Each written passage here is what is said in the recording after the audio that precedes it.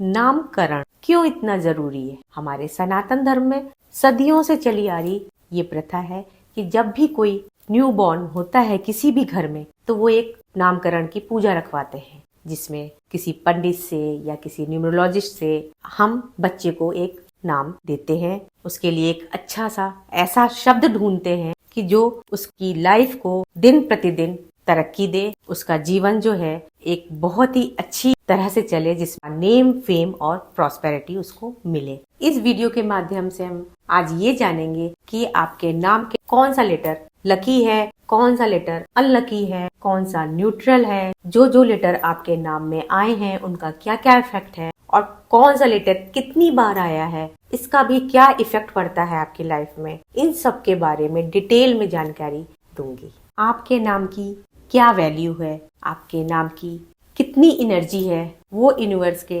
Vibration के साथ align है कि नहीं अलाइन है, इस पे हम बहुत सारे क्राइटेरिया के साथ नाम को एनालिसिस करते हैं, जिसमें हम देखते हैं कि जो भी आपको दिया जाएगा नाम, उससे आप किस तरह के पर्सन को अट्रैक्ट करेंगे, कौन आपको डिच करेगा। ये सब जो भी चीजें आपकी लाइफ में होंगी उसका नाम से बहुत ही इफेक्ट पड़ता है। आपके नाम में कौन कौन से अल्फाबेट यूज करे गए हैं, हर अल्फाबेट का एक अपना गुण धर्म होता है जो आपकी लाइफ को किस तरह से इफेक्ट दे रहा है वो देखना पड़ता है। अल्फाबेट्स जो है आपके डेट ऑफ बर्थ के अकॉर्डिंग भी अलाइन होने चाहिए, क्योंकि वो एंटी भी होते हैं, फ्रेंडली भी होते हैं और न्यूट्रल भी होते हैं। तो ये सब चीजें हम देखते हैं। अगर हम सारे अल्फाबेट्स को जो भी हमने इसमें यूज करे हैं उसका पॉजिटिव रिजल्ट ही मिलना चाहिए, उसको किस तरह से अरेंज करके हम दे रहे हैं वो देखकर एक नाम सेट करा जाता है जो आपकी लाइफ में दिन प्रतिदिन तरक्की देगा, आपकी लाइफ में नेम फेम लेकर आएगा, आपके रिलेशनशिप को स्ट्रॉन्ग करेगा, माइंड को बढ़ाएगा, हेल्थ वेल्थ सब में आपको ग्रो करेगा। वो नाम की एनर्जी आपके नाम को दी जाती है। आपका नाम, आपकी डेट ऑफ बर्थ, आपके ज़ोडिएक साइन, आपके ज़ोडिएक नंबर और ऐसे बहुत सारे फैक्टर्स होते हैं जिनके साथ उनको सिंक्रोनाइज और अलाइन करना बहुत जरूरी होता है फुल पॉजिटिव इफेक्ट लेने के लिए। ये तो रहा आपके नाम का पॉजिटिव इफेक्ट। अब यदि आपका नाम आपके डेट ऑफ बर्थ से, आपके ज़ोडिएक साइन या कोई भी फैक्टर जो भी हम देखते हैं उनसे सिंक्रोनाइज नहीं है या अलाइन नहीं है, तो उसके क्या निगेटिव इफेक्ट आपकी लाइफ पे पड़ेंगे, इसके क्या क्या नुकसान हो सकते हैं, ये भी मैं आपको बताती हूँ। इसका सबसे पहला इफेक्ट तो आपके बिजनेस पे आएगा।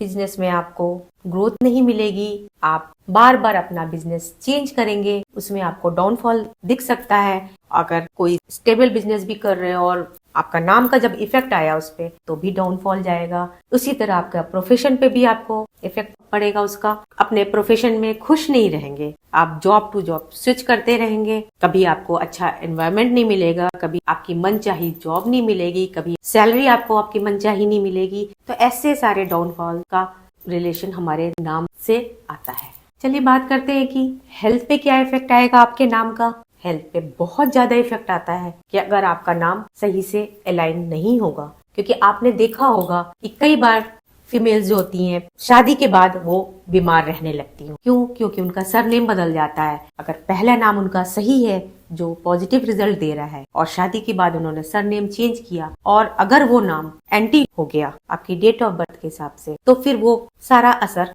हेल्थ पे जाता है। यही रीजन होता है कि हमने कई बार सुना है कि शादी हुई और उसके बाद से बच्ची बीमार ही रह रही है। इसी प्रकार रिलेशनशिप पे भी नाम का इफेक्ट आता है। अगर हस्बैंड वाइफ में दोनों के नाम का जो भी नेम नंबर आ रहा है वो एक दूसरे से अलाइन नहीं होगा तो उनके बीच में झगड़े बढ़ेंगे। कभी कभी इतने ज्यादा झगड़े बढ़ जाते हैं कि डाइवोर्स तक की नौबत आ जाती है। हॉरोस्कोप तो पंडित जी पत्री मिला देते हैं, लेकिन नाम की एनर्जी तो अपने अपने साथ ही रहती है। उन एनर्जीज को भी हमें मिलाना बहुत जरूरी है। दो अलग अलग आइडेंटिटी वाले एक साथ मिलके रहते हैं तो उनकी दोनों की एनर्जी को एक साथ अलाइन होना बहुत जरूरी है, वरना उनके आपस में कलेश बढ़ते हैं। हमारे जो भी घर में रहने वाले लोगों के साथ एनर्जी अलाइन नहीं होगी तो घर में और भी रिश्तों में, सास बहू में, हस्बैंड वाइफ में, बाप बेटों में, हर जगह कुछ न कुछ कलेश होता रहता है। इसलिए अपने नाम को एकदम पावरफुल बनाना चाहिए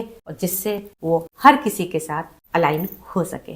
राधे राधे। वास्तुबिन बाई रुचि में आपका स्वागत है। यदि आपने अभी तक चैनल सब्सक्राइब नहीं करा है तो उसे सब्सक्राइब कर लीजिए और बेल बटन को पुश जरूर कर दीजिए। आने वाले वीडियोस का नोटिफिकेशन आपके पास सबसे पहले पहुंचे। चलिए मैं आपको अमिताभ बच्चन की नाम का एग्जाम्पल लेके बताती हूँ कैसे नाम का एक बहुत बड़ा इम्पैक्ट हमारी लाइफ पे पड़ता है। अमिताभ बच्चन की डेट ऑफ बर्थ 11 अक्टूबर 1942 है। उनका मूलांक जो है 2 है और भाग्यांक 1 है। वो 2 और 1 कॉम्बिनेशन के हैं। वैसे उनका कॉम्बिनेशन अच्छा है, लेकिन उनका नाम पहले इनकलाब था जो आई अल्फाबेट से शुरू होता है। आई अल्फाबेट जो है वीक अल्फाबेट है, उसके एट्रीब्यूट्स थोड़े वीक रहते हैं, वो थोड़ा कंफ्यूजिंग है, थोड़ा स्ट्रगल वाला है। लेकिन जब वो अपने एक्टिंग के प्रोफेशन में ग्लैमरस की दुनिया में गए, उन्होंने अपना नाम ए अल्फाबेट से स्टार्ट करके अमिताभ बच्चन, जिसका कंपाउंड नंबर भी एक स्ट्रॉन्ग लेटर पे आता है, जो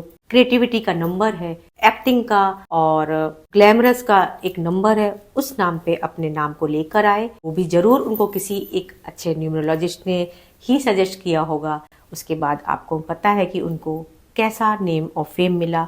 अमिताभ बच्चन एक सुपरस्टार हैं और उन्होंने अपने टाइम में कितनी ही हिट मूवीज दी हैं। अब आप ये बोलेंगे कि अगर अमिताभ बच्चन का नाम इतना ही अच्छा है तो उनको अपने बिजनेस में इतना डाउनफॉल क्यों देखना पड़ा, उनके ऊपर इतना कर्जा क्यों आया। जैसा कि आप लोग जानते हो कि उनको अपने बिजनेस में भी एक डाउनफॉल देखना पड़ा था, लेकिन वो डाउनफॉल उनके नाम की वजह से बिल्कुल भी नहीं था, क्योंकि उनका नाम ने तो बहुत ही ज्यादा उनकी लाइफ में लग्जरी को अट्रैक्ट किया है और नेम फेम अट्रैक्ट किया है। लेकिन जो उनका डाउनफॉल था वो उनके वास्तु इफेक्ट के कारण था।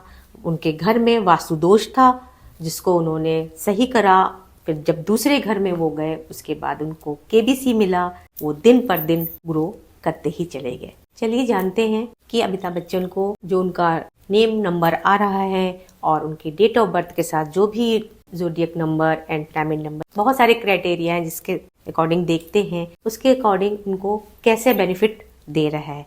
सबसे पहले तो अगर उनका मूलांक 2 और डेस्टिनी नंबर, उनका भाग्यांक जिसे कहते हैं हम, 1 है और इनका नाम ए से शुरू हुआ है। ए नंबर बहुत ही स्ट्रॉन्ग नंबर है। इसको हम अपने न्यूमरोलॉजी में ए को 1 नंबर दिया गया है। ए नंबर हमेशा डोमिनेटिंग पर्सनालिटी का होता है, लीडरशिप क्वालिटी होती है उसमें, वो एक किंग होता है। इसलिए ए नाम से जो भी लेटर आता है, जो भी नाम हम रखते हैं, वो बहुत ही स्ट्रॉन्ग नाम हो जाता है। हर नाम का पहला लेटर जो है वो आपकी पर्सनालिटी बताता है, सेकंड लेटर जो है वो आपकी फूड हैबिट बताता है, थर्ड लेटर जो है वो आपकी हेल्थ बताता है, फोर्थ लेटर जो है वो आपका कैरियर बताता है। इसी तरह हर स्टेप पे हर लेटर जो जो स्टेप आते जा रहे हैं उसके बहुत सारे आपकी लाइफ के जो भी क्राइटेरिया होते हैं वो सब देखते हैं। उसी के अकॉर्डिंग हम उसका नंबर सेट करते हैं जो उसके मूलांक और भाग्यांक के साथ अलाइन हो।